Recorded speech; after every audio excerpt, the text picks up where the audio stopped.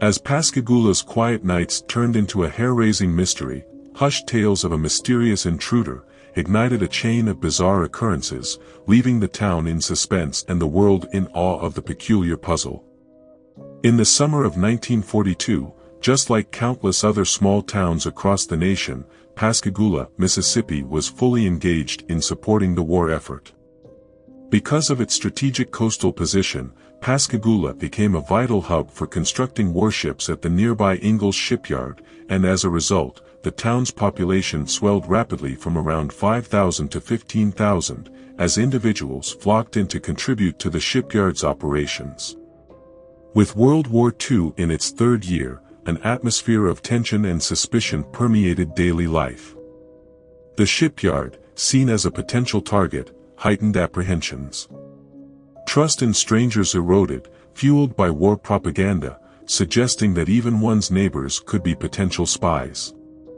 The army imposed strict regulations on the town, due to resource scarcity, with blackout measures enforced for security reasons. The rationale was that by extinguishing lights at night, it would confound enemy attempts to identify targets for bombing. Many residents installed blackout curtains, allowing them to keep lights on while remaining in compliance. In the midst of these tumultuous times, a series of unsettling events unfolded, when a mysterious intruder began invading homes, leaving with locks of hair from the victims. In early June of 1942, the first known victims were two young girls, Mary Evelyn Briggs and Edna Marie Heidel, who shared a room at the Our Lady of Victory's convent. Young Briggs was the only one who managed to catch a glimpse of the intruder, and described him as a somewhat stout shorter man. She recalled being roused from sleep one night, and seeing him leaning over her with something shiny in his hand. He hushed her, while toying with her hair.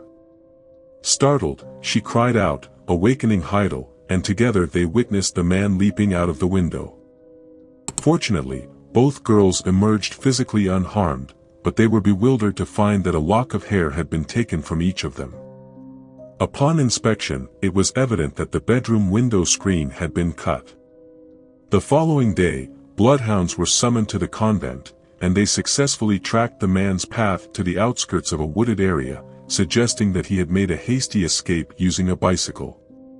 A few days later, the nocturnal intruder struck once more, and this time he infiltrated the room of 6-year-old Carol Petey, who shared it with her twin brother. After his departure, Carol found herself missing locks of hair, while her brother remained untouched. Once again the bedroom window screen bore the telltale signs of tampering, akin to what was observed at the convent. With 2 incidents of late-night break-ins resulting in hair removals, residents grew increasingly anxious and vigilant. Many began securing their windows shut, believing this to be the Phantom's preferred entry point. The motives behind the Phantom Barber's peculiar hair-cutting spree left the community baffled. Was he merely an eccentric individual with an unusual fixation on hair, or was there a more sinister purpose, such as sending the hair to Germany for military applications like crosshairs in guns and bomb sites? Shortly thereafter, the home of Terrell and Lillian Heidelberg fell victim to a break-in, presumably through a cut window screen. However, this time the couple's hair was left untouched. Instead, the intruder wielded an iron pipe, inflicting injuries on the Heidelbergs. The force of the blows was so severe that Mr. Heidelberg ended up losing a couple of his teeth. They survived the assault, but it occurred so swiftly that neither could provide a detailed description of their attacker. Although authorities suspected a connection between these crimes, the exact link remained elusive, with doubts arising due to the notable disparity in the methods used in the Heidelberg's attack compared to the previous haircutting episodes. The community teetered on the edge of panic, the attacks having shifted from the peculiar to the brutal. Everyone wondered who would be the next victim, and if the assailant's next move would involve a haircut or something even more sinister. The last reported incident connected to the Phantom Barber took place a few days later, when Mrs. R.E. Taylor awoke to a noxious odor that made her violently ill. After regaining her composure, she discovered her hair had been sheared.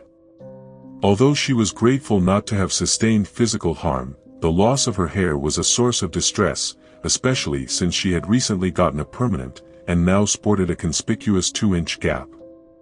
Mrs. Taylor experienced a nauseating smell believed to be chloroform, fueling suspicions that the assailant used it to incapacitate the young girls. However, this notion was somewhat misleading. You see, popular fiction has led people to believe that chloroform could swiftly render someone unconscious by simply placing it over their mouth. However, in reality it requires sustained inhalation over several minutes to take effect. The blackout measures provided a cloak for the stealthy thief to carry out his mischief under the cover of darkness. This in turn forced the law-abiding citizens of Pascagoula to alter their routines. Men declined night shifts at Ingalls shipyard, citing the need to safeguard their families at home, impacting wartime production directly. Women were reluctant to venture out after dark, and many applied for firearm permits. Police Chief A.W. Azell expressed his bewilderment over the perplexing nature of the crime, unable to fathom the motive behind such bizarre actions. He noted that the complaints were pouring in rapidly and with intensity. In a bid to apprehend the elusive barber, the police announced a $300 reward for any information leading to their capture. Additionally, Azell granted pistol permits to 6 volunteer officers, and instructed the remainder of his task force to maintain a state of heightened vigilance. During that period, the Army's dim-out regulations inadvertently provided cover for the Phantom Barber to freely maneuver within the vicinity, shielded from potential detection. In an effort to capture the culprit, the Army decided to ease these regulations. The reward fund subsequently swelled to $400, thanks to contributions from the local Ingalls Shipbuilding Company, a bank, and a manufacturing firm, all hoping to aid in the capture of the Phantom Barber. An additional $100 was added to the pool, when Sheriff Guy Krebs of Jackson County joined the search, spurred by reports of the Phantom Barber's sightings in various smaller towns and communities in the area. In mid-August, William Dolan, a 57-year-old German-born chemist, was taken into custody for the assault on the Heidelbergs. After operating a pharmacy in New Orleans for an extended period, he eventually sold it and retired alongside his wife in Pascagoula. Upon searching Dolan's residence, authorities discovered a bundle of human hair and a couple of pairs of barber scissors, linking him to the Phantom Barber. Dolan faced charges of attempted murder in the Heidelbergs case due to a prior disagreement with Mr. Heidelberg's father, a judge who had declined to reduce Dolan's bail for an unrelated trespassing charge months before the Phantom Barber incidents occurred. Police posited that this disagreement with the judge motivated Dolan's attack on the Heidelbergs. They also believed that his nocturnal hair-cutting spree was intended to dampen the spirits of wartime workers.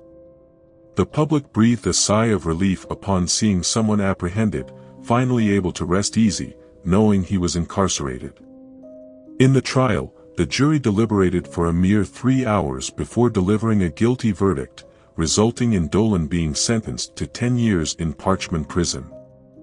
Throughout his incarceration, Dolan consistently maintained his innocence.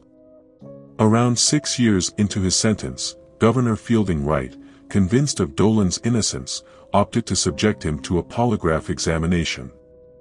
In those days, polygraphs were deemed scientifically sound and trustworthy, though they are now considered inadmissible in court. Dolan successfully passed the polygraph, leading to his early release on limited suspension in 1948. In 1951, Governor Wright communicated to the state penitentiary that over the 3 years since Dolan's release, he had demonstrated genuine rehabilitation.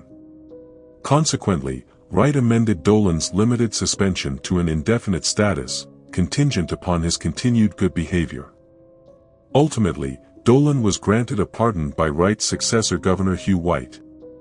After receiving his pardon, Dolan and his family relocated from Pascagoula to settle in Waveland. However, over time Dolan grew increasingly frustrated, eventually relinquishing all his possessions to his wife before vanishing without a trace. 3 weeks after Dolan's disappearance, a body was discovered in the Mississippi River near Chalmette, Louisiana. Accompanied by friends, Dolan's wife and stepdaughter went to identify the body. Despite the absence of any official identification, all present were convinced it was William Dolan. Mrs. Dolan insisted it was her husband, citing distinct scars and tattoos.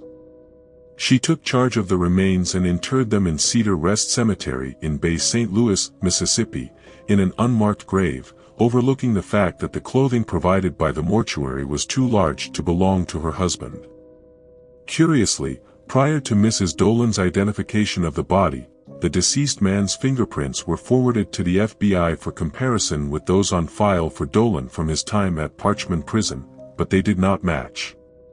In April 1954, the Hancock County Sheriff's Department received an FBI inquiry regarding the fingerprints of a man named William Dolan.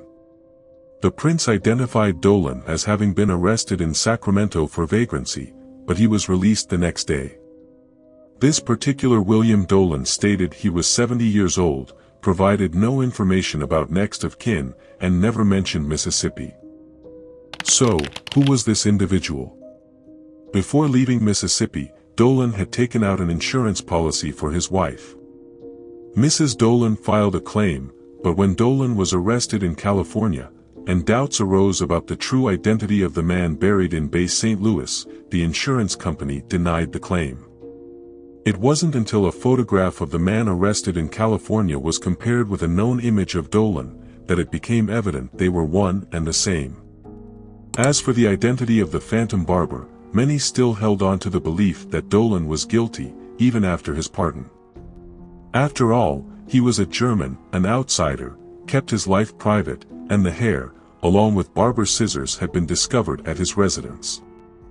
Furthermore, the hair cuttings ceased after his arrest, seemingly reinforcing the suspicion. One thing remains certain: the true identity of the Phantom Barber was never uncovered.